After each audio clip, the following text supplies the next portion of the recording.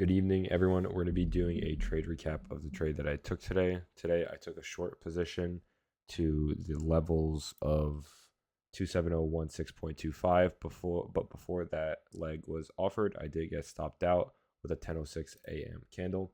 I'll be doing a higher time frame analysis starting on the daily 4-hour, 1-hour, 15-minute, and then going down onto the 1 minute, which is usually my entry time frame. I'll be going through new week opening gaps as well as opening range gaps, how I formed my overall trade idea, and then things that I'm going to be changing and looking for next time I trade, which is going to be tomorrow at 2:30 p.m. after FOMC.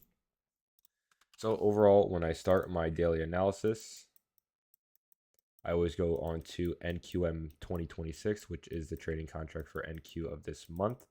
I'm always going to mark out daily highs, daily lows. So this is the previous day high, previous day low, and this low over here is really of importance because this is a new day opening gap over here. So there's a lot of liquidity residing here, and we can see how price action it did not take this level out.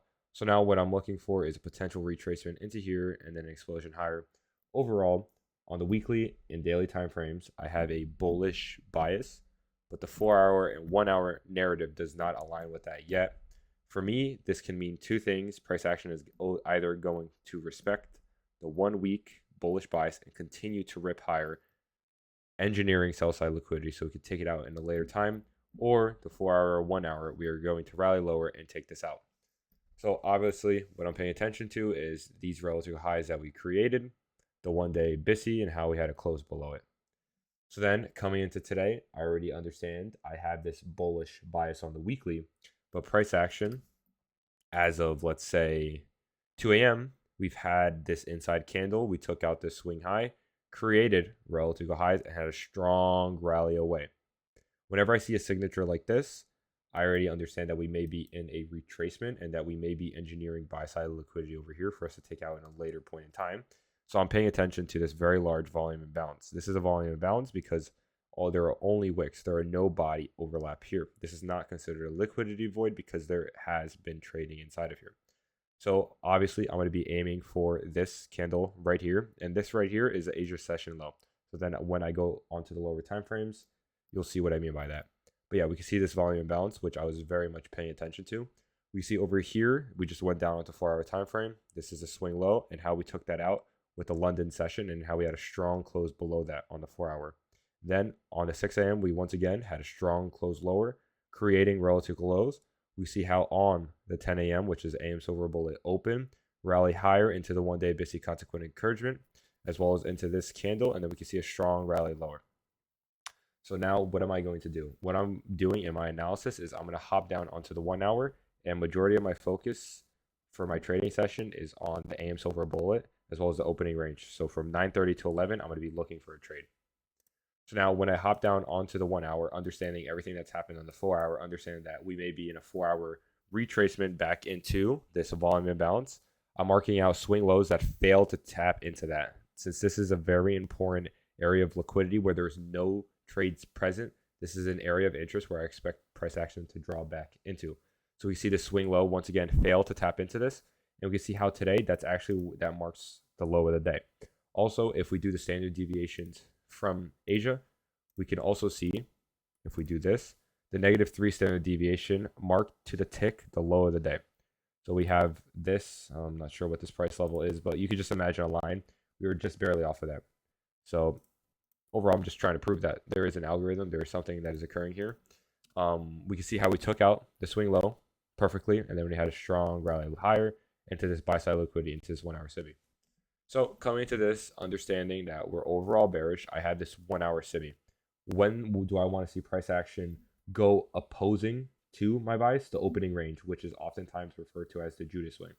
So now we can see how the 9 a.m. over here, this candle right here, opens, rallies lower, rallies higher, and closes just below the consequent encouragement. The bodies are respecting the consequent encouragement. Whenever I see that, that's also a bearish signature. We see how the 10 a.m. opens, and we can see how here price action rallies into the 0.5 and a little bit above into this octo, and then rallies away. So once again, this is just understanding that there is a bearish order flow over here, evident from the 4-hour and the 1-day new day opening gap, and then we have this 1-hour SIBI. and we have the consequent, and then if we draw a fib from this wick into the 10 a.m., we can see where this move originated from the consequent encouragement of this 1-day BISI, as well as the 1-hour SIBI consequent encouragement in the upper quadrant of that, which in theory, price action should not trade into or have any bodies closing into. We want to see bearish order flow, and that's that's where bearish order flow comes from.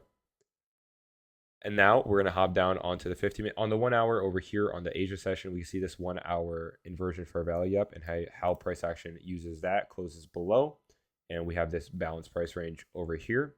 And price action just rallies back into this 1 hour SIBI. And we just continue lower. London session, we a little bit of accumulation and then rally lower again.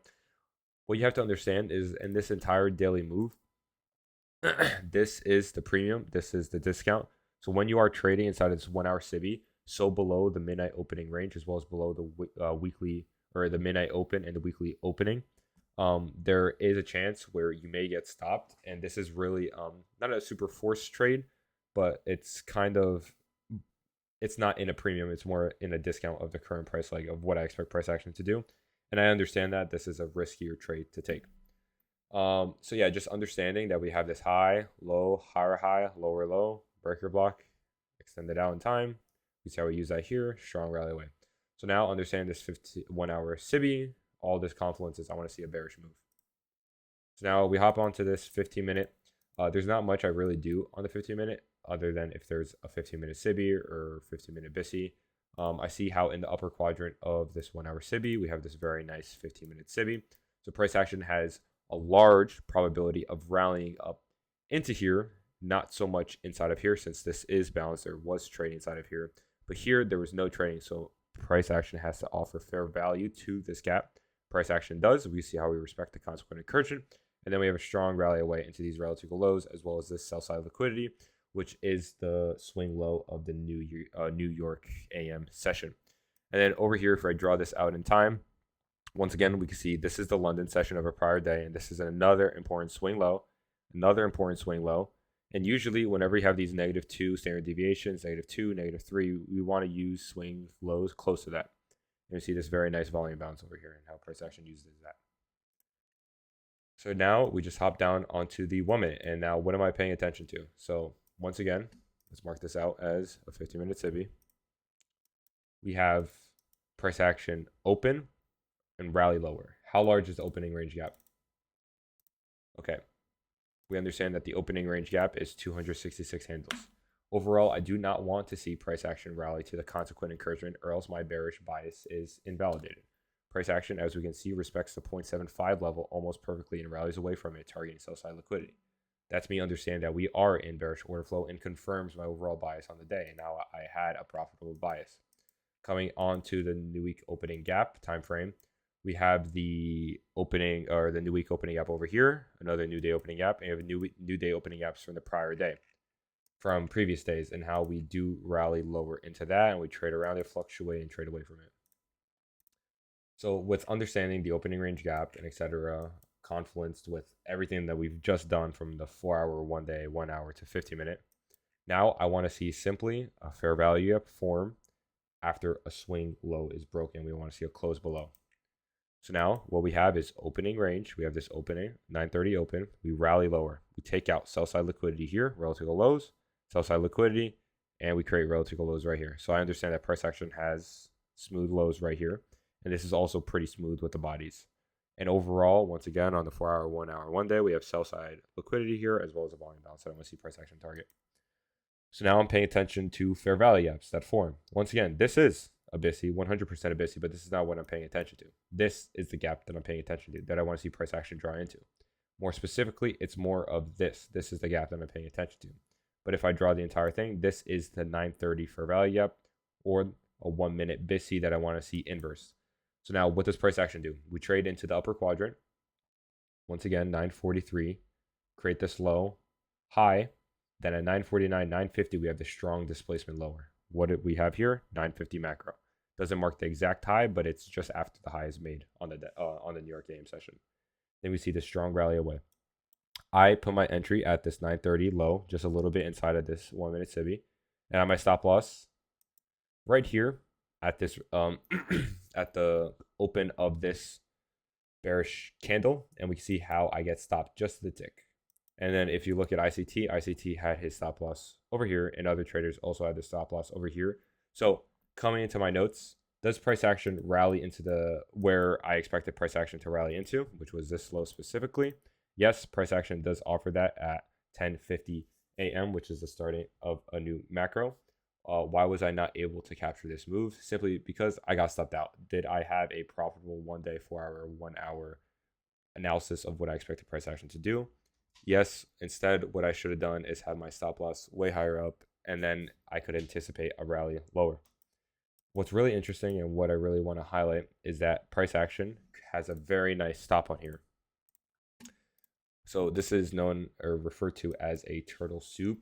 In my eyes, how I see a turtle soup is how I mark it out to be is the last swing high created before the 10 o'clock, the last swing high created before the 10 o'clock. I want to see a very nice turtle soup, a quick take and rally away.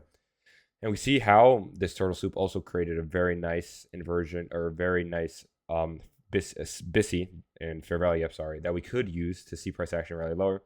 And we see how price action uses that perfectly to rally away. Would I have liked to catch this move? Yes. What did I do wrong? Overall, my stop loss was pretty tight, considering that we could have had a better stop up here.